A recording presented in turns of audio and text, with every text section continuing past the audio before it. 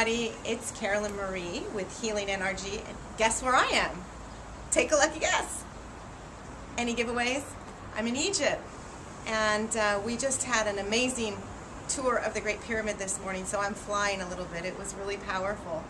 One of the things that really struck me while I was here is the amount of conscious physicians that I met. And with my history, you know, that really is near and dear to my heart. So I asked one of them, we have 3 on our trip and more that I've met in the hotel and just on the journeys that we've been through the temples and so forth.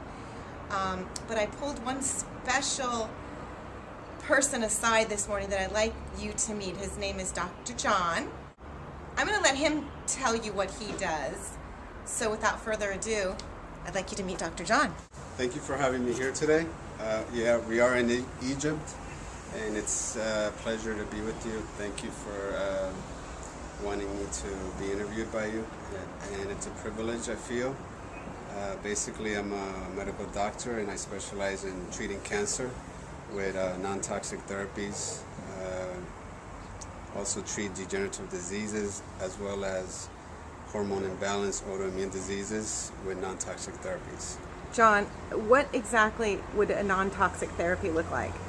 Well, anything that has to do with healing the body naturally, the body and the mind, because our therapies are, we see patients as a whole from the, let's say, head to toe, including the physically, the emotionally, the spiritual aspect of the patient. Non-toxic therapies are therapies that do not use chemicals to heal the disease or the body or the mind. Wow. Okay, so if someone came to you and they were suffering from colon cancer, what would your first approach be?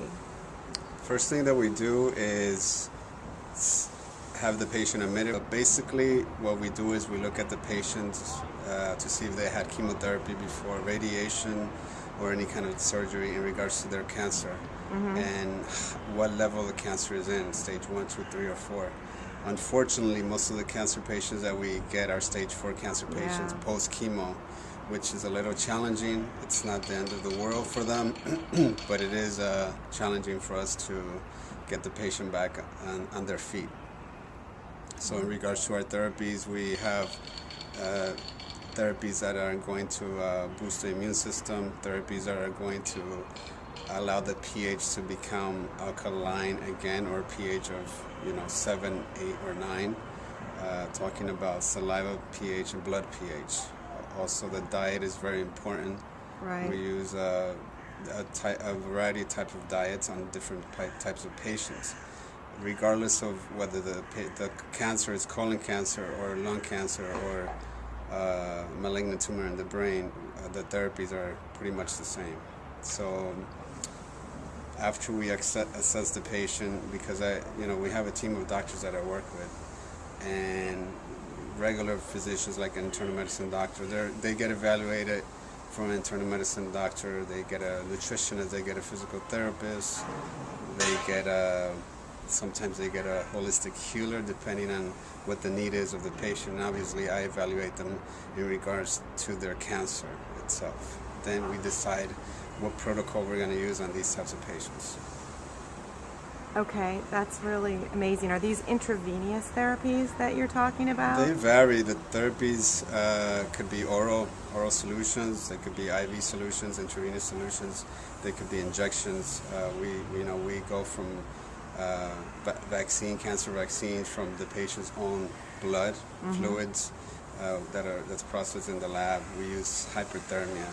We use sonophotodynamic therapy, poly-MVA, layer trill, and the list goes on and on and on. Also, we do counseling, spiritual work on the patient if the patient allows us to do that. Sometimes we do energy work on the patient as well if the patient allows us to do that. It is not part of the protocol, but we give the patient that choice if they really want that choice for themselves. And how does the hormonal balancing come into play? Well, in regards to what we found out throughout the years is that a patient that has cancer usually they have hormonal imbalance.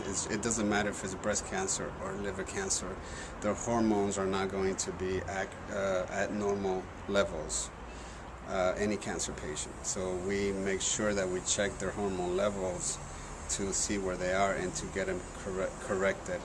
We do not use blood tests for hormone level because the blood test is inaccurate because it fluctuates from morning to afternoon to evening. So the test that we use is a saliva test that's done for hormone levels, and that gives us an accurate result of the patient's hormone, and then we'll go from there. And what does go from there look like? How would you say, approach?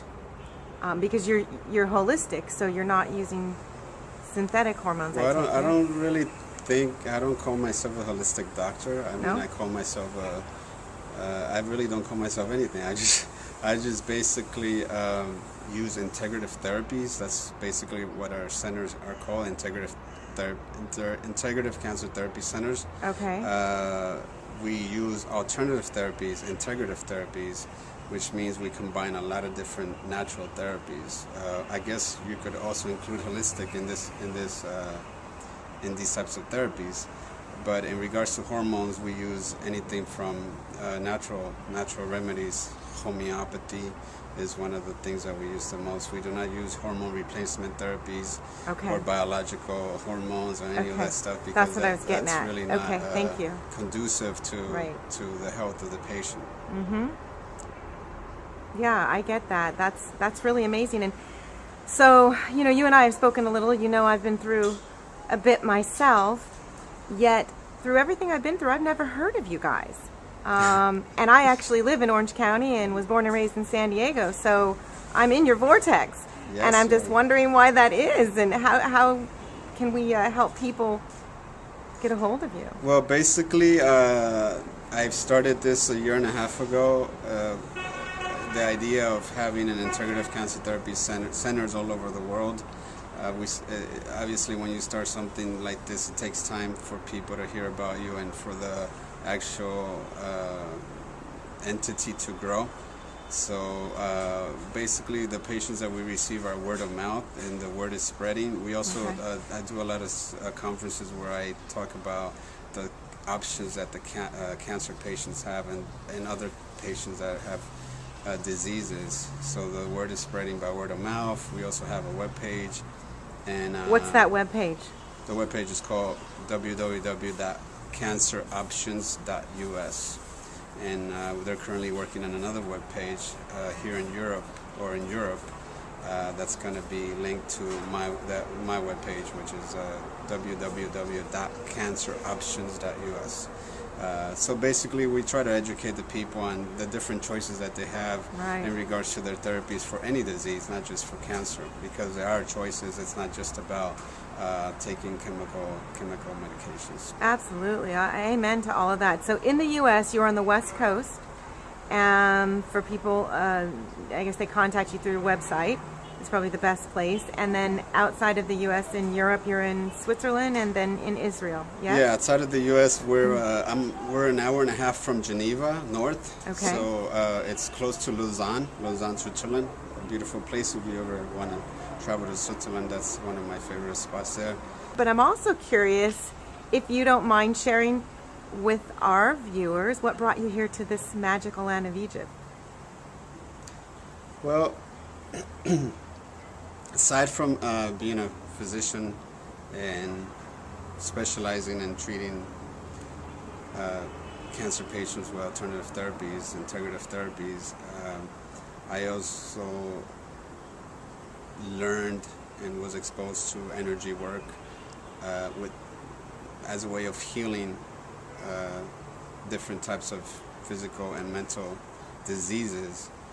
And I guess it was a calling for me to come to Egypt and learn more about this type of spiritual journey, which is what I think this is as a personal journey for me, as a spiritual journey to clear my mind and become more in tune to consciousness in regards to spirituality and energy, and just myself being more in tune to these things.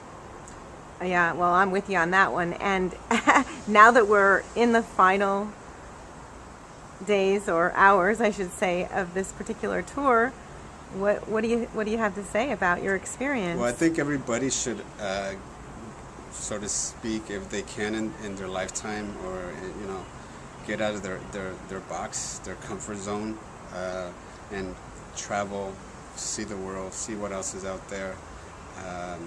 Learn from themselves, not just read books and go to conferences from other people. That's good too, but once you yourself go out and seek whatever it is that you want to seek or want to learn about or want to experience, then that's probably one of the best cures of anything in regards to emotional states.